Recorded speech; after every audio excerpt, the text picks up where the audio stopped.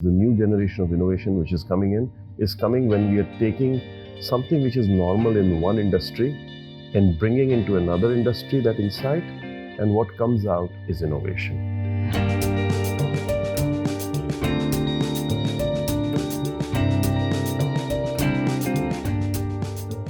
The first word that describes innovation for me is iteration. I believe innovation comes from iteration. Iteration in the sense of actually knowing the problem, understanding the problem, working on the problem, and finding something which makes the problem solution better. So iteration, continuously doing it, is the first word that I believe is essential for any kind of action that can be counted as innovation. The second word that comes to my mind when we talk about innovation is continuity. So people talk a lot about disruption, like disruptive innovation and all that. Disruption is only speed, like it happens quickly. The most difficult thing to actually do is to break people's habits. So my way of looking at it is, it should not disrupt, it should actually accelerate, is actually the second word that comes to my mind, continuity. And the third thing that comes to my mind is elegance. Solutions which actually disrupt, break, and all that are not elegant, and they get a lot of, reaction from people. So my way of looking at it is, it's something which everybody says, "Oh my God, I love this," and they start following it. That is the innovation which makes the maximum amount of impact. So if I would put the three words which actually define innovation for me, would be iteration, would be continuity, and would be elegance.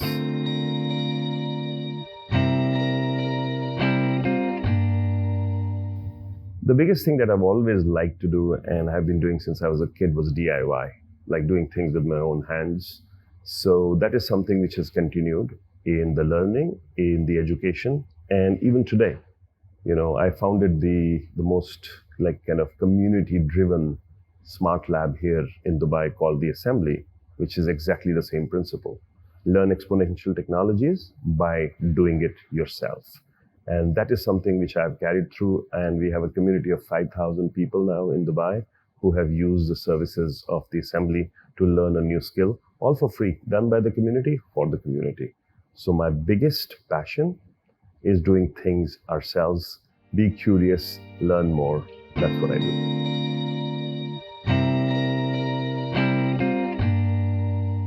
When people talk about innovation which will change the world, they start thinking of big things. I think it's smaller things which make larger impact. So the tip of the pyramid is flashy and interesting for people, like, oh, we'll do this and it will take us to Mars in 15 minutes.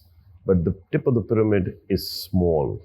Innovation which has impact, in my opinion, one of the things which is happening today and these days, and which we believe are going to be is what is called the low code, no code movement. Like where you're finding things where people are able to build very elaborate automation and tech platforms without actually knowing any coding, or without actually having to go and code anything or write any code. So for example, if you wanted to build a CRM platform for a specific thing that you do, you could actually put together pieces of it and actually have it go. There are a lot of such platforms which have come in, and you would have seen some of them, and those platforms are just the beginning, in my opinion.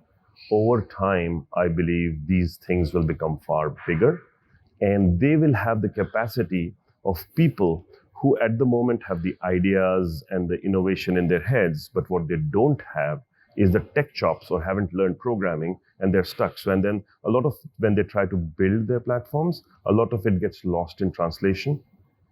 This will solve that, and this will allow them to be quicker and to be able to create far more elaborate things and have a far larger impact on the world than many other things.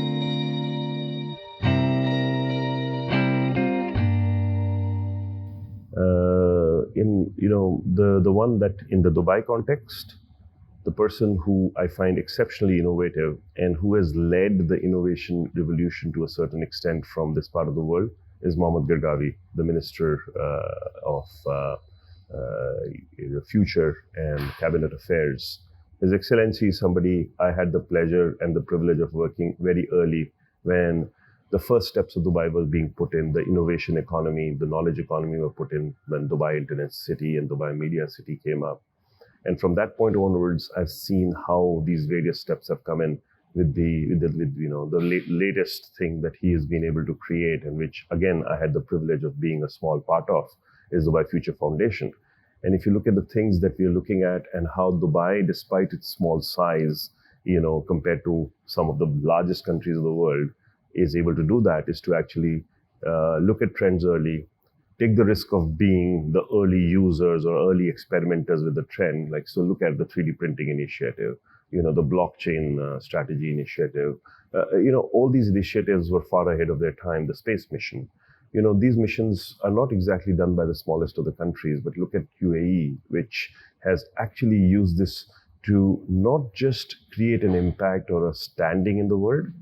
It has also done this to actually create role models and inspiration for its younger generations to build. So they put the target for them, which is so high up, which some of the largest countries, say in Europe and all, have not even looked at or haven't even thought possible. So that is something which I see as something which is great for the country. And with him at the helm, he has been the inspiration to pull this all together, to get the best talent to come and work on it, even create Dubai as a place where people want to go and work in. And I think he's been a great inspiration for me for that.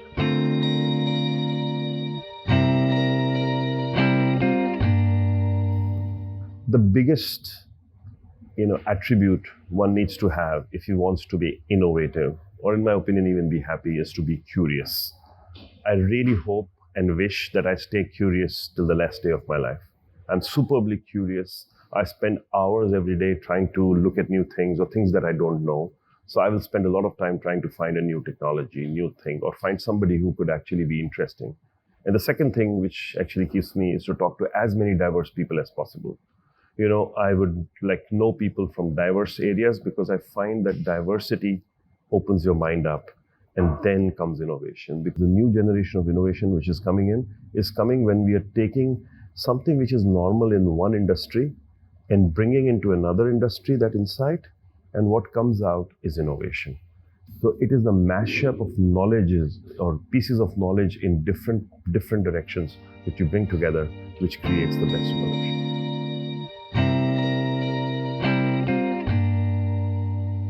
So now comes the funny part of this interview, and I would like to know which one you would go for, truth or dare? Whatever you decide. I am the subject, and I'm happy to take whatever you would. Okay, so let's go for a dare question. Can you share with us one thing personal you keep in your wallet? Very interesting. First of all, I don't carry a wallet. So I'll just give you what I save. Something which is very personal, which I save and I keep, and it's on my desk. I see it every day, is my first earning. It's a check for 15 Indian rupees. It's in the name of my dad, which I save. I was 9 years old when I did my first earning as a part of a radio program. So I went from school, and we did a kids radio program, and the radio station gave us a check for doing that work. So as an artist, and that 15 rupee check was brought in, and my dad was so proud of me. He said, okay, here's 15 rupees for you. Make sure you keep this always. And as a memory of him, who unfortunately lost very early, and as a memory of my first earning, I keep that check. That check it's in dangerous shape, but it's still there. It's there, which I never cashed. And I also keep that as a memory of something which put the entrepreneurial streak in my head. So at the age of 9, I'd suddenly make money, which was not pocket money typically earned by kids. And I had done something unique, and everybody would talk about that. So I actually got into it. I got into radio. And by the age of 14, I was working for radio almost 5 hours a week, 6 hours a week, which was a lot. And I was also a full-time student. And I continued that till I was 20, 21. In between, I started doing films. By that time I was 16, I was doing documentaries. So suddenly you became somebody who was actually doing things, all this, besides what you were studying in school as a full-time student. And I've never stopped being an entrepreneur since.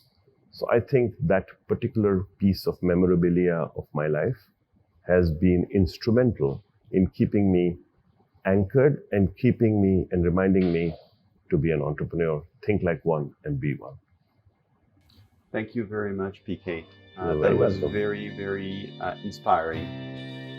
And you, what would you change in your organization to be more innovative? And as an entrepreneur, what would you change to be more open?